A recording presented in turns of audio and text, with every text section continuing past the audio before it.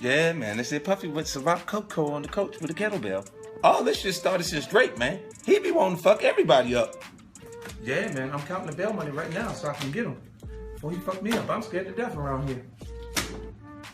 Now guess what? Will Smith don't know Diddy either. Will Smith don't know Diddy either. It's a whole virus, G. I don't know Diddy. For decades, some of the most powerful names in entertainment seemed untouchable. But now, a new documentary connected to 50 Cent is forcing Hollywood to confront questions it avoided for years. Questions about power, questions about silence, and questions about what really happened behind closed doors. Because according to multiple insiders, what the public saw was only the surface. Just to protect my integrity and that virgin hole I was telling you about. Right? So all that he talked, he say nothing about Bashir. He played his television father. Right. He was on set. He saw what Charlie Mack and them were doing. He knew they were taking those young boys to Diddy. They all knew. Real life.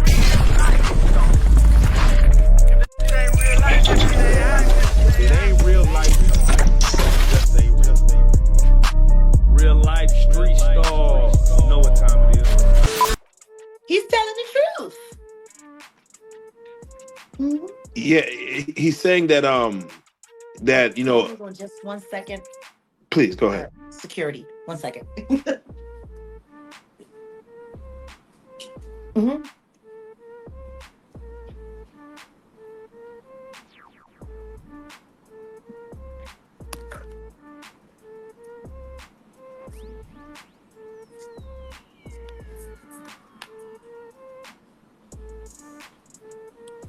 Sorry. I'll take your time. Hollywood has always had one rule when controversy appears. Stay quiet. Wait. Let the public forget. For decades, that strategy worked perfectly. But today, the climate has changed. And when silence lasts too long, it starts raising more questions than answers. Now, the spotlight is returning to the complicated history surrounding Sean Diddy Combs and the powerful figures who once moved within the same circles. Will Smith publicly distanced himself from the controversy surrounding Diddy, a rare and direct statement. But for many observers, the timing raised an important question. Why now?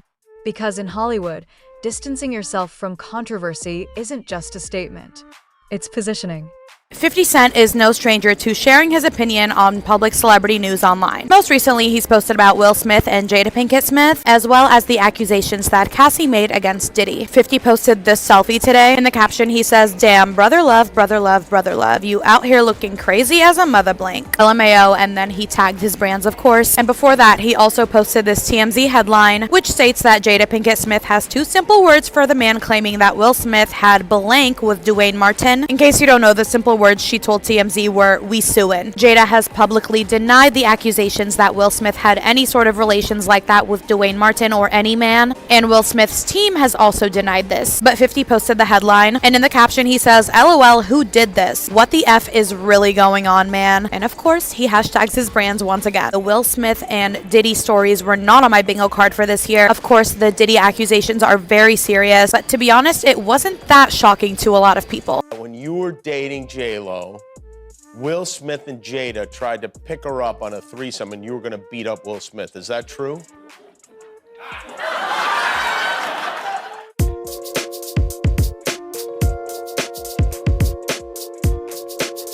You really heard that? Nah. What? Yeah, I watched it on the internet. You're telling me I can't believe everything I read? What? I don't know what you're talking about.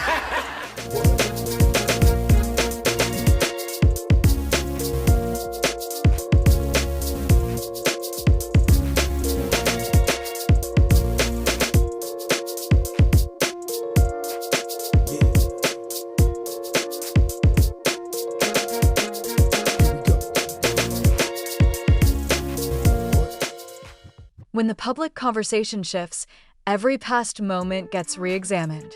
The Oscars incident between Will Smith and Chris Rock was one of those moments. For some critics, it represented something bigger, a breaking point, not just for a celebrity image, but for the entire Hollywood ecosystem. Because the same question kept resurfacing. How much influence exists behind the scenes that the public never sees? The story about how Puffy wanted to fight Will Smith over Jennifer Lopez. Oh man.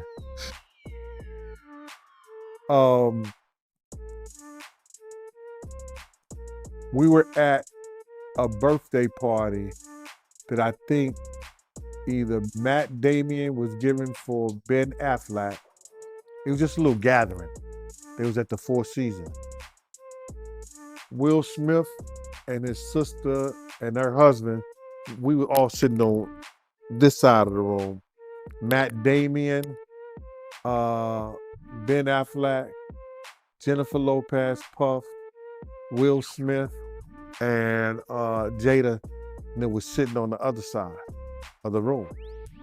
So I know Puff so well that he stood up. When he stood up, he walked and did his arm some kind of way, like, and then he went like this, like, and I went over towards him. I know to go over there towards him.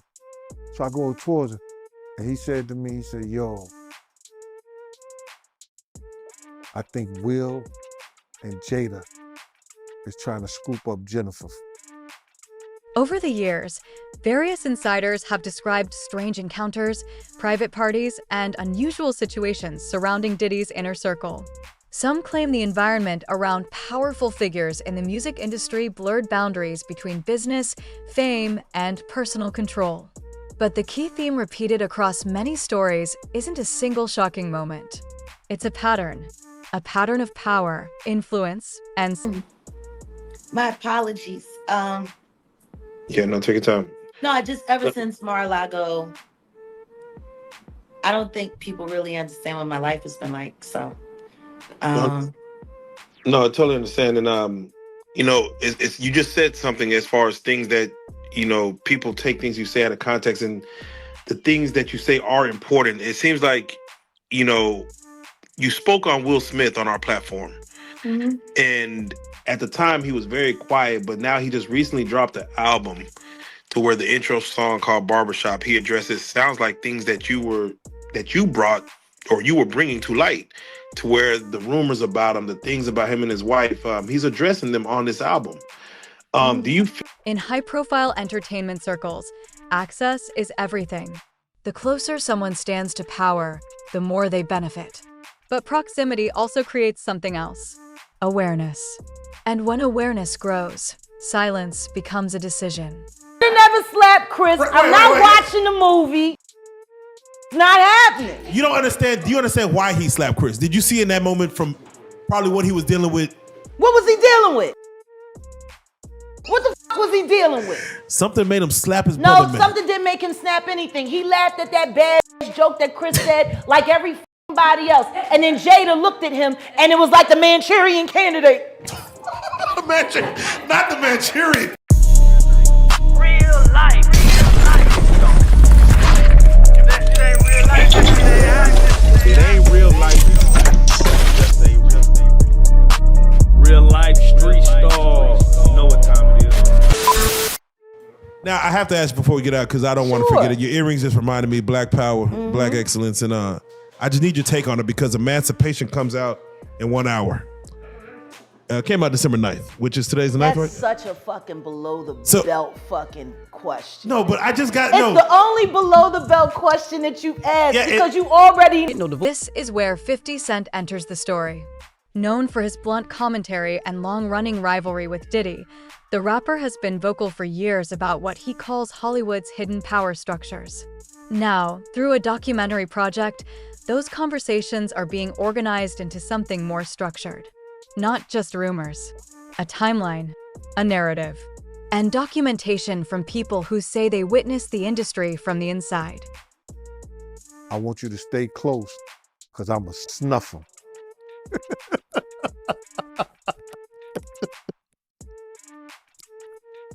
I said to myself, Will Smith gonna beat the shit out you. No, Puff could scrap now, but I don't think he could beat Will Smith. You know what I'm saying? Well, he could scrap. You know what I'm saying? So then he said that shit. So I didn't go back over there where Will Smith's sister and her husband was. I stayed like in the about, if he snuffed Will,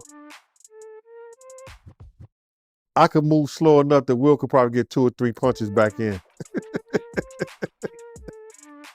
Yeah, but that shit was funny. He thought that Jada and Will was coming on too strong to Jennifer, making advances. Feel like what you're saying reaches the ears of Will Smith, and he needs to get at least, if there's smoke, there's fire, let me grab a fan. Number one, as far as Will Smith is concerned, until he does right by all of those children. Several insiders claim they were prepared to share their stories long before the documentary gained traction. Former music executives, artists, and industry insiders have hinted at behind-the-scenes tensions involving major labels, managers, and artists. Many say the goal was simple: explain how the system actually worked. Not just who succeeded, but who benefited, and who paid the price. Mother, I said, damn, because see, Big always try to get at a nigga and stuff like that, so now it's my time to get at his ass. I was like, yo, damn, man, you owe everybody. He's like, yo, I owe everybody. I said, yeah, nigga, you owe Mac Gadget $30,000 because he put all those drop boxes in your trucks and shit like that, and you ain't paid him yet. Yo, that motherfucker was stuck on stupid. He was like, and then I think his eyes may have gotten straight at the time because he started looking at me. Yo, how you know that? I was like, yo, niggas talk, Big. Niggas talk all the time, bruh. Here, you want to borrow another cigarette?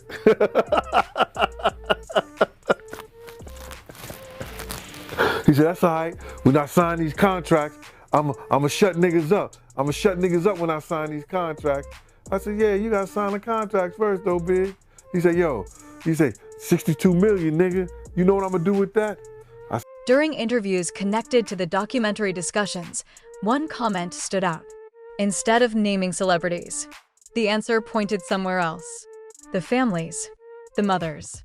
Because behind every industry controversy, there are often people whose lives changed forever. That were harmed and corrupted while in his care. Children that grew up to be men. Boys like Bashir Gray.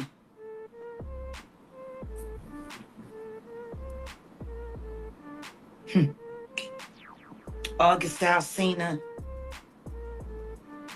Your own son.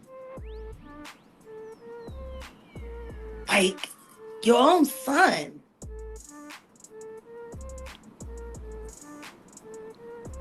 Do people forget about that voice clip that I played from Brother Belial? Hey. Has anybody seen Belial? Come on. I asked him, didn't I ask for him last year? Come on. Where's Belial? Is he missing with Cuba? Have they all moved to Bali with Russell Simmons? I said, yeah, that's a lot of money, man. You're gonna be the man. He said, I would take you with me, but you love that nigga Puff too much. I was like, nigga, I'm going with the money. He said, nah, I don't think so. I said, yeah, all right, whatever. So that's how I knew that he might have been cash flow broke, because he had to be out there doing. One of the most sensitive topics in hip-hop history inevitably resurfaces in these discussions: the legacy of Biggie. His rise under Diddy's label helped define an entire era of music. But decades later, unresolved questions about finances, management, and industry politics still circulate among insiders. know what's gonna happen. Don't front. We've been down there. Fuck Will Smith. No, wait. He can kiss my ass. Wait. He should have never slapped Chris. I'm not watching the movie. Damn it. It's not happening. You don't understand. Do you understand why he slapped Chris? Did you see in that moment from probably what he was dealing with? What was he dealing with? Shit, I don't know. What the fuck was he dealing with? Something made him slap his brother, man. No, something didn't make him snap anything. He laughed at that badass joke that Chris said like every fucking body else. And then Jada looked at him and it was like the Manchurian Candidate. Not the Manchurian. God damn it.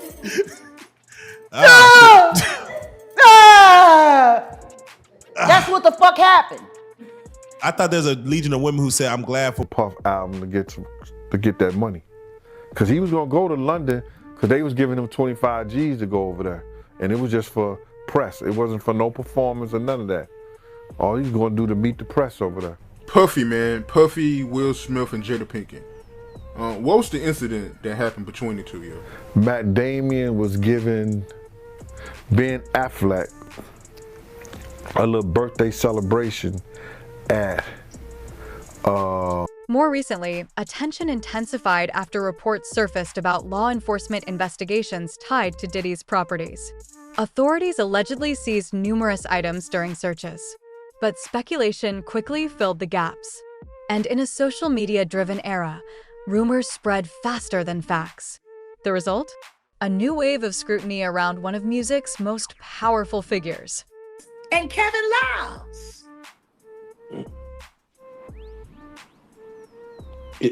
I would always say it is interesting when you speak on, Jaden Smith and you see the hug with Justin Bieber,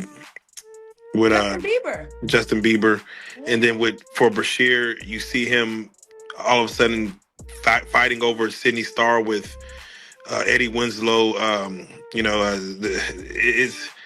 It does question what happens in the entertainment industry that makes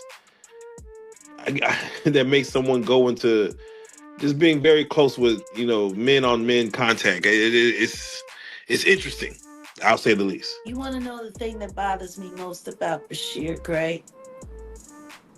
I actually think he's doing all of this so they'll take him back in the club.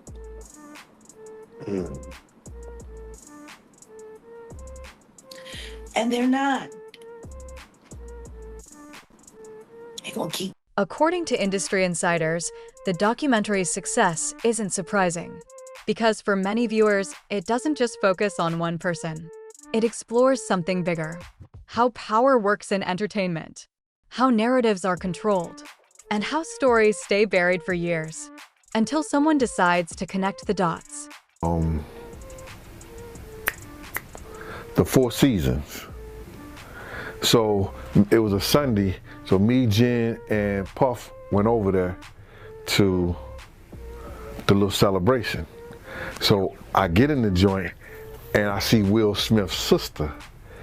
She had just got married and her and her husband is sitting there with black and red Michael Jackson Thriller jackets on.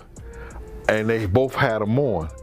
I was like, oh my God. I said, I don't believe this shit. I was laughing like a motherfucker. They had matching Thriller jackets on. Now, she looking at me funny because when I was in Cali, she had tried to talk to me. You know what I'm saying? But I don't give a fuck how much money Will is making. I would never talk to her. It's not my speed. You know what I'm saying? It's definitely not my speed. So I'm over there and I'm like on the other side of them while Puff, Jennifer Lopez, Matt Damon, Ben Affleck, Will Smith, and Jada Pinkett. They all over there and they drinking, having fun and stuff like that. So about an hour or so, Puff come over to me. He said, yo, Gene, come go to the restroom with me. I said, all right, we walked to the restroom. And I said, we walked to the restroom. I said, yo, what's wrong, man? What's up, man? What's wrong with you? He said, yo. In the end, the documentary doesn't claim to deliver a final verdict. Instead, it asks a deeper question. Why did so many conversations disappear for so long? Because in industries built on influence and reputation, silence can be the strongest form of protection. But once that silence breaks, the story rarely stops with one person. Will fighting for his woman. Yeah, because they still want to believe that that sham of a fucking marriage is real. Oh. Well, there you go. He ain't never gonna be Tupac, and she proved it when she fucked August Alsina. Ooh, man. Yeah. They're both bisexual. They do weird things in their house, and young men have left their house fucking screaming to get away from them in their mentorship. Meek Mills. Bashir Gray. Left that house fucking screaming. August the only one that stayed, and I guess he was really sick. He needed help. Hey, man. I think Will and Jada trying to pull Jennifer. I need you to come close to me, close over there by us, cause if he keep on with this bullshit, I'ma snuff his ass. Nigga Will go beat the shit out you. And if it's one-on-one, I'ma see what he got.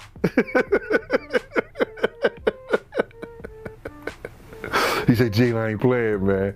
I said, because people don't understand, he was saying game, and I was always like a big unk to this nigga until he started,